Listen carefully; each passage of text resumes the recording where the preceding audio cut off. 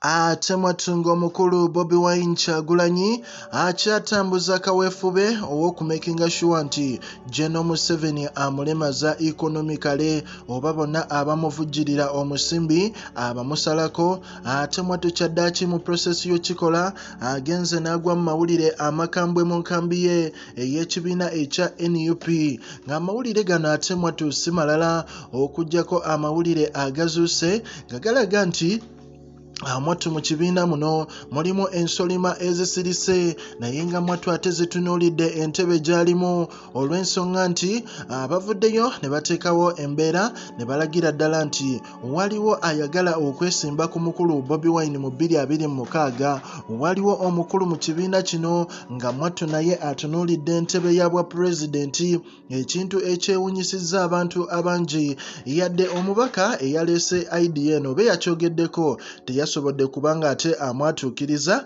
naye yagambye nti ekibiina kya NUP tulina okwetereeza waliwo omukulu ayagala okuwamba ekifo kya pulezidenti waffe akyeddize. Ebintu bino mwatu ate si bipya, tuzze tubiraba nga bibeerawo. Waliwo era abagezaako awo emabegakaawo okwegeza mukulu Bobi Wine naye ate mwatu bagenda okizuula ng'ate omusajja amasannyalaze g'alina mayitirivu nnyo nga kiba kizibu okubuuka obubuusi n'oveeri ate mwatu n'otandika okuba nga obba bubbi ate ekibiina kye oba ng'okikolamu obukundi obw'enjawulo.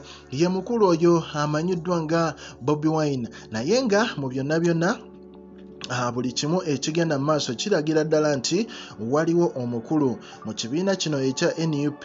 Tetumanyi oba Bobi Wine yamutegeezezzaako n'ayogera naye nga waliwo omukulu ayagala okweddiza entebe eno ey'obwa pulezidenti bw'ekibiina kino olwo atere yesimbe ku bwa pulezidenti bw'eggwanga erya Uganda mu 2026.